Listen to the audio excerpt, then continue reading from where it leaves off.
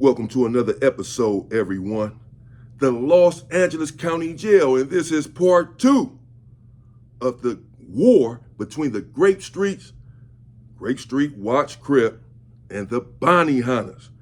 And now, but really, you can just say the Crips and the Bloods, or the Watch Crips, to be more accurate, and really different factions of Bloods at this point, because to recap, as I said, the Crips have attacked 2 Bloods, one being from Bounty Hunter Bloods, and the other was from some other faction that had nothing to do with Watts. So now all of the Bloods are really up in arms. And again, they attacked, the Crips attacked these 2 Bloods, or one, and then the other Blood jumped in because the Blood was saying blood to them. The Crips had approached their cell and said, "What's up, cuz? Grape Street Watch, where you from, cuz?" They knew he was from Bounty Hunter already. He says, "Bounty Hunter Watch, blood." And the Crips told him, "Don't be saying blood. Don't be blooding us." And it went up. So now the Bloods have gotten word down there, down the floor in their module, that their homeboys are under attack, under siege. And in fact, that 2 of them have been attacked and somewhat brutalized down there, just down the floor in the other module. Well, bear in mind, there are Crips right there in the module where the Bloods are dominant. There are way more Bloods in this module down the floor than it is Crips, and the same vice versa for where the Bloods just got attacked. Many more Crips down there than there are Bloods.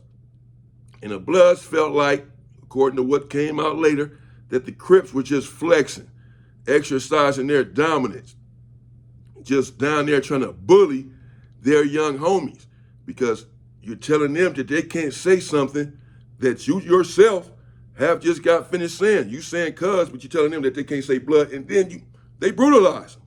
They attacked them, beat them up, and sliced them. There has to be a response whenever something like that happens, naturally, in gang culture. So the Bloods are down there, and they're plotting on sending a message and responding, retaliating against the Crips, but they wanted to really be a retaliation. They are still outnumbered, not in this module, but in the county jail as a whole, on the floor as a whole. Anywhere, they are outnumbered, and it's not even close. But at this time, they're not concerned with that. They're only concerned with retribution. And so they devised a plan to exact revenge on certain Crips who they felt like were complicit in the brutalization of their brethren. They came up with 3 Crip names or so, last name and booking number. This was their scheme. And their plan was to get these individuals called out for a visit at the same time that they were going to a visit. So all of the Bloods down there in the module said, "Everyone, let's try to schedule a visit for this time. Either you're leaving the vicinary at this time, you're in the vicinary at this time, or you're coming to the vicinary at this time." Let's say 11:15.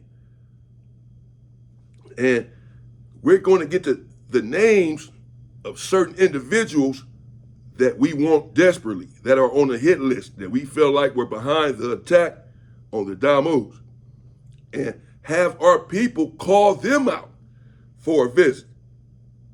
And when they come down to the visiting area, we'll surround them in pounds. And the Bloods that's left here in the module will attack the few Crips that's right here in the module. We're going to leave some individuals back for them. They really organized this. They really organized the hit. It was strategic. Now, it's not new to get the last name and booking number of your opposition and either have him move to your module, tell the police, hey man, my cousin just came. His last name is Johnson. His booking number is 555-212. Move him over here for me. He on the 2,000 floor. You on the 4,000 floor. You tell the police, move my cousin up here. Police say, okay. Go on the computer, and they move him up there. But the whole time, this is not your cousin. This is your enemy that you're trying to get up there to delete him. And oftentimes, this is age old. You get someone's name, booking number. It's not hard to get your enemy's name and booking number there in the county jail. And you can have them call out for a visit. Tell your girl, come see him. Pull out Johnson, 55121. Pull him out for a visit at 10:15.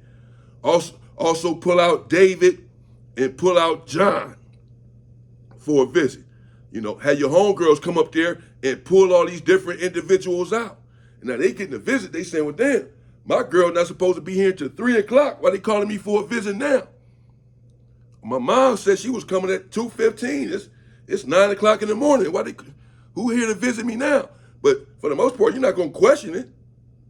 They call you for a visit, you going to see who it is, who called you out for a visit. Maybe they changed their mind and came earlier, whatever. You're going to the visit. They call you for a visit. You're not going to say, no, I ain't going to the visit. You don't know who it is. So you're going to go check it out. And these individuals are not thinking, not even for a second, that they are being set up. That the people who are calling them out for a visit are calling them out as a decoy, a ruse. It was subterfuge in play, unbeknownst to them. And so the Bloods, they really strategized, organized this to where all of them, or many of them, were going to be coming out for a visit, coming to a visit, or leaving the visit at the same time that these Crip individuals that they wanted blood from were going to be in the visiting area. They had an APB out on them.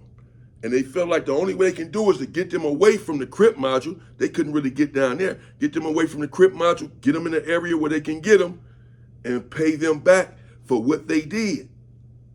And so they told the rest of the Damus or the other Damus that was to stay back. At a certain time, y'all get in there and attack these dudes. By then, we're going to have these dudes in the visiting area. So at this time, 12:15, let's say, we going up in the visiting area, and y'all go up in here and attack these dudes. Now, I believe that for the most part, the reason that they wanted to do it in the visiting area is because they knew that it would spread. That what transpired in the visiting area would go around, because in the visiting area, you have people from every floor. The 4,000 floor, 5,000 floor, 2,000 floor, 3,000 floor. Everybody's in the visiting area. People in the dorms, not just your module, just your floor. So when something happens in that area, it's going to get around the county jail quickly, swiftly, because people are leaving the visiting area going back to the 5,000 floor. So now everybody on the 5,000 floor know what happened. Individuals just saw what happened, and they're going back to the 2,000 floor. They're finna go back and tell everybody on the 2,000 floor what just happened. So the Bloods, the Damus, understand if we attack these individuals right here in the visiting area, the whole county jail is gonna know quickly. Man, the Bloods just got off. They sent a message. They attacked these dudes, especially if we brutalize them, if we doing bad like they did the homies. We can send a message that even though we're not that deep, we're not going to tolerate this. We're going to respond and retaliate every time. So they called the individuals out for a visit, and the Bloods came down, and they had it all. It was strategic. They had strategized. They knew where they was going to be at what time, bro. And they had other Bloods coming in and leaving out, and many Bloods there at that same time on purpose. Now, there were other Crips there as well, just happened to be there, getting their visit from other floors or whatever. But the Bloods attacked. They attacked these 3 Crip dudes or so that they had called down for visionary and had their people calling them out. Little pretty women coming to the window. Hey, what's up? Who are you? You here to see me? Oh, yeah. I got your information. I saw you on the internet. Whatever. These dudes in there flattered. They done been lured to sleep. And the whole time, the Bloods are waiting, plotting, and waiting for their moment to attack these dudes from the back. And they attacked them. And really, the Crips had no chance. There was a couple other Crips that tried to get in that realized what was going on. Apparently, having already got word about the Bloods being attacked up there in the pseudo Crip module, they knew, okay, it's tense. It's a tense situation in here. It can go up, and it went up. So they was pretty much prepared, and it jumped in a little bit. But really, if I'm being honest, they were really no match for the Bloods because they had strategized and were angry. And they had targets that they had called down there. And they attacked these dudes right. This is before they had cameras in the visionary. And they attacked them, and they had weapons. They were trying to send a message. They stabbed all three of the individuals that was in the visionary. Now, these dudes didn't have any weapons. They thinking they just getting called out for a visit. They was naked. This was the strategy.